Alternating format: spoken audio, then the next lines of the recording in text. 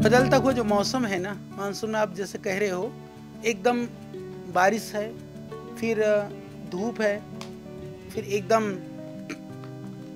सर्द गर्म होने की जो संभावना है, फिर जमीन में भी आप देखोगे कहीं पैर गीले, कहीं कीचड़, कितना भी रहे, पानी, बारिश।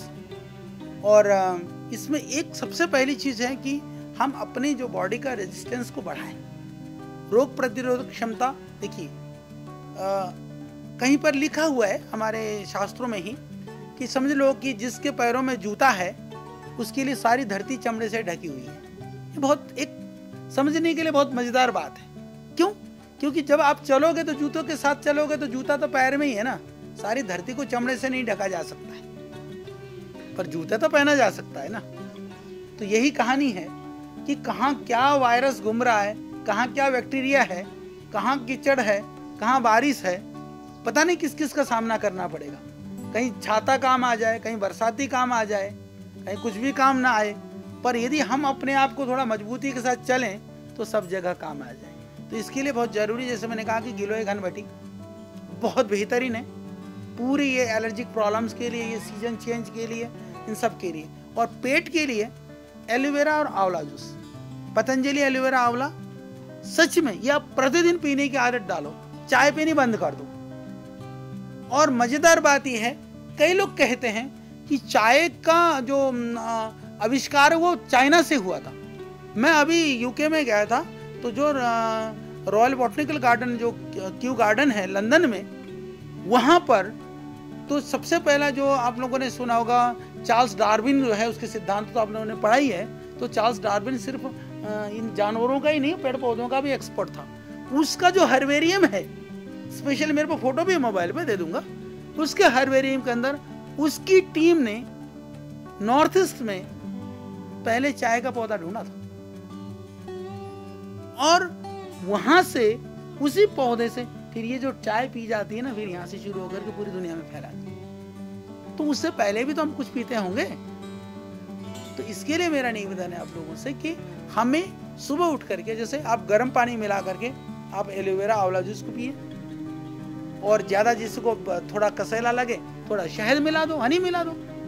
बच्चों को भी पीने की आदत डालिए, सुबह पीजिए, टनाटन, पेट साफ, शरीर ठीक, बीमारी से बचाओ। तो एक तो ये करें, जैसे गिलोय घनबटी, जैसे मौसम ज्यादा चेंज हो रहा है, आप तुलसी घन की एक गोली ले लीजिए। तो ये उपाय करें। च्यवनप्राश, हम 51 जड़ी बूटियां डालते हैं च्यवनप्राश के अंदर। लोगों ने देखा कि पतंजलि का च्यवनप्राश से लाभ ज्यादा हो रहा है, तो कि पतंजलि वाले में अरे चीनी नहीं है, चीनी तो हमसे ज्यादा दूसरे डालते हैं। हम लोगों ने फॉर्मूला हमारा ग्रेन्यूल्स बना करके हम बनाते हैं खाने में, जो आदमी को ना वो मुंह में ना चिपके एकदम चटनी की तरह से, तो इसलिए बनाया गया, चॉकलेट की तरह लगे, चटनी तरह के नहीं। तो च्यवनप्राश आप खा सकते हैं। तो इन उपायों से बचाव करें और सुबह उठ करके प्राणायाम, योग अभ्यास करें। तीसरी चीज, मैंने एक चीज और नोटिस किया, आप लोग अभी नई नई माताएं होंगी, आप जैसे जितनी एज ग्रुप के आप लोग हो, बच्चे ज्यादा बड़े नहीं होंगे ना जिनके भाई हो रखा हो, तो क्या है कि बच्चों को अरे बाहर मत निकल, मच्छर काट लेगा, छींक आ जाएगी, भीग लेगा। अरे भीग लेगा तो गल थोड़ी जाएगा वो, उसको भीगने दो, वर्षा में जाने दो, मिट्टी में खेलने दो, थोड़ा बहुत धूल धक्कड़ में होने दो, तो ही तो उसकी क्षमता भी बढ़ेगी। इसका मतलब ये नहीं कि तुम ले जाके कीचड़ में गाड़ दो उसको। हाँ, ये जरूरी है कि आप इतने भी भयभीत ना, अरे थोड़ी सी छींक आ गई, अरे हाय तो बस सर आसमान पर उठा लिया, नहीं, होने दो। सर्दी हो रही, जुकाम हो रहा है, कफ निकल रहा है, अरे शरीर बैलेंस कर रहा है, शरीर के अंदर की टॉक्सिक निकल रही, निकलने दो उसको। एकदम तुरंत कोई खतरनाक दवाई मत दीजिए। सर्दी जुकाम वगैरह खांसी से आदमी नहीं मरता, बुखार वगैरह भी थोड़ा बहुत होता तो उतर जाएगा वो। तो ये हमको बीमारी को लेकर के बहुत भयभीत होने वाली प्रवृत्ति से भी बचें, सावधानी रखें। मैं ये नहीं कह रहा हूं कि लापरवाह हो, पर भयभीत भी ना हो। तो भयभीत होने में और लापरवाह होने में बहुत फर्क है। जो डरपोक होते हैं ना, वो लापरवाह भी होते हैं, पर जो डरपोक नहीं होते वो लापरवाह भी कम होते हैं। ये ध्यान रखना। ये जो अपने आप को सोचते हैं ना हम तो बहुत केयरिंग नहीं हो, डरपोक हो, डरपोक मत बनो। ठीक है जी।